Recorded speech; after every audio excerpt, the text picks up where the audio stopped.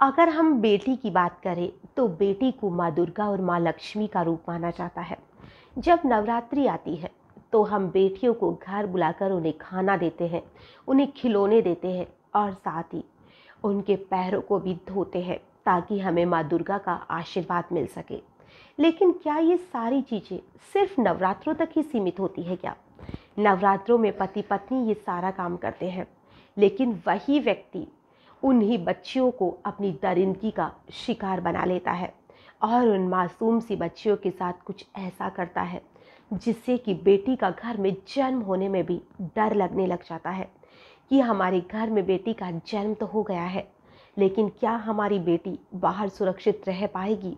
वो इतनी ज़िंदगी क्या अच्छे से काट पाएगी? लगभग 15-20 साल तक की ज़िंदगी तो एक बेटी की ऐसी होती है जिसकी बहुत ज़्यादा चिंता सताती है जब तक वो समझदार नहीं हो जाती। उसे घर से बाहर खेलने भेजने में भी आजकल डर सताता है कि ना जाने हमारी बच्ची के साथ क्या हो जाए। आखिर कैसे समाज में जी रहे हम कि हमें अड़ोसियों पड़ोसियों पर भी विश्वास नहीं होता है।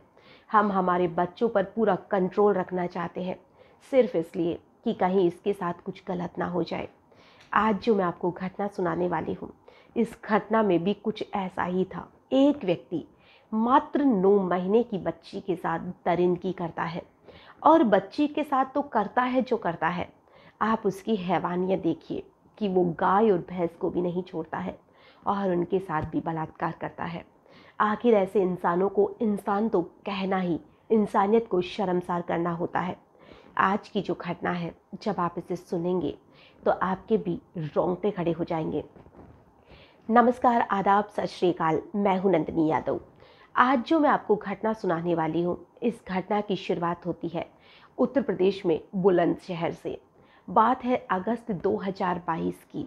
एक परिवार जिसमें एक लड़के का नाम था शकील, और जो शकील था वो अपने परिवार के साथ, जिसमें कि उसकी पत्नी थी और एक 9 महीने की बच्ची शिफा थी, उनके साथ वो अपने गांव बुलंदशहर में ही लौट आता है।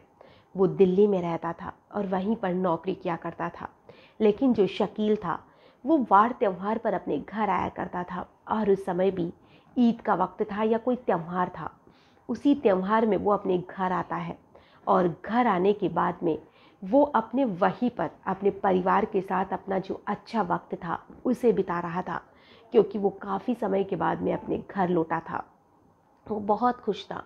लेकिन जो शकील था उसकी ज़्यादा छुट्टियां नहीं थी, तो वो वापस से दिल्ली लौटता है और अपनी पत्नी और अपनी बेटी शिफा को वहीं पर गांव में अपने माता पिता के साथ छोड़ जाता है, जो कि कुछ दिन के लिए उसे छोड़ा गया था, क्योंकि उसकी कुछ दिन के बाद में फिर से छुट्टी आने वाली थी और वो उसी छुट्टियों में वापस से उनको लेकर जाने वाला था।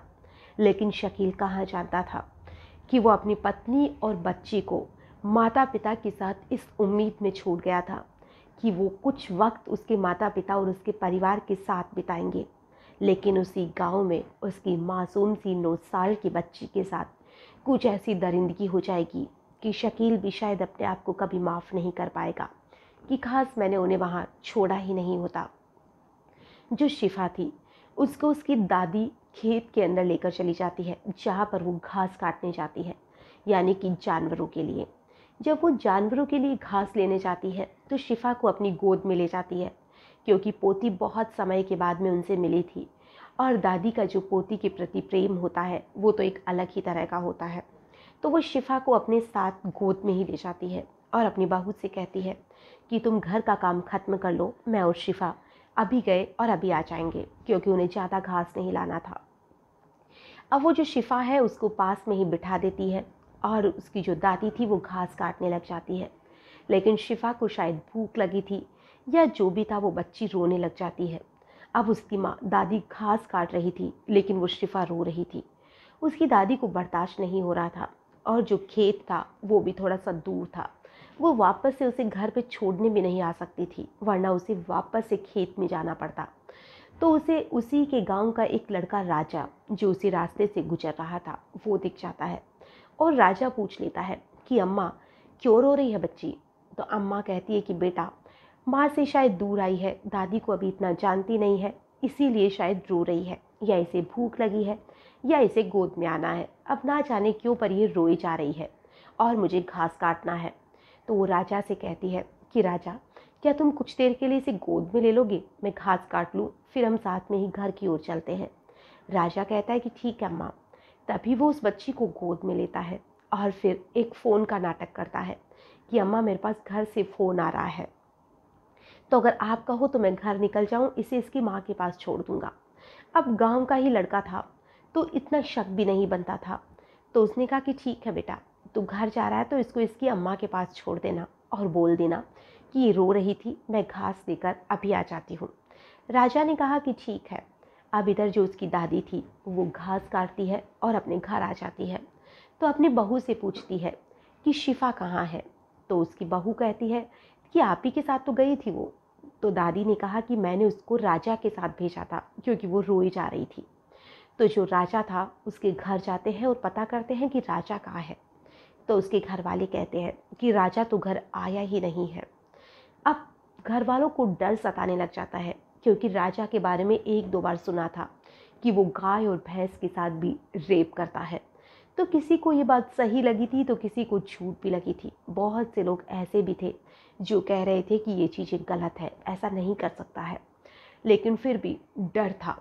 तो वो राजा को ढूंढने लग जाते हैं और जब वो राजा को ढूंढते हैं तो राजा नहीं मिलता है।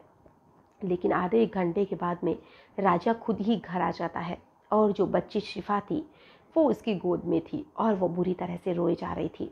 वो उसे लाकर उसकी दादी को दे देता है और उसकी दादी को जैसे ही रोता है उसकी दादी को शक होता है कि बच्ची इतना क्यों रो रही है। तभी उसकी दादी देखती है कि उसके प्राइवेट पार्ट से खून बह रहा है।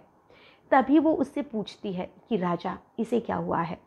तो राजा कहता है कि कुछ नहीं अम्मा, मेरा फ़ोन आ गया था और वहीं खेत के पास में जो हमारा खेत है वहाँ पर गाय भैंस के लिए खूंटा बना हुआ था और उसी पर ये खेल रही थी। मैं फ़ोन पे बात करने लग गया तो ये उस पर गिर गई तो इसे चोट लग गई।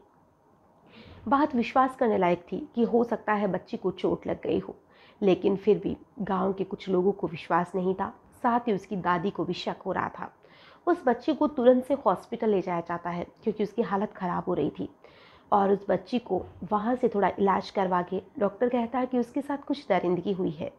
फिर उसे बड़े हॉस्पिटल में रेफ़र कर दिया जाता है जहाँ पर उस बच्ची की पूरी जांच करवाई जाती है और उसमें पुष्टि होती है कि उसके साथ रेप किया गया है। 9 महीने की बच्ची। हम खुद सोच सकते हैं कि 9 महीने की बच्ची कितनी छोटी होती है और उसके साथ दरिंदगी करने में ऐसे लोग चूकते भी नहीं है। क्या इनमें बिल्कुल भी इंसानियत नहीं होती है? या इनमें बिल्कुल भी शर्म नाम की चीज़ नहीं होती है कि इतने छोटे छोटे बच्चों के साथ भी ऐसी हरकत कर जाते हैं?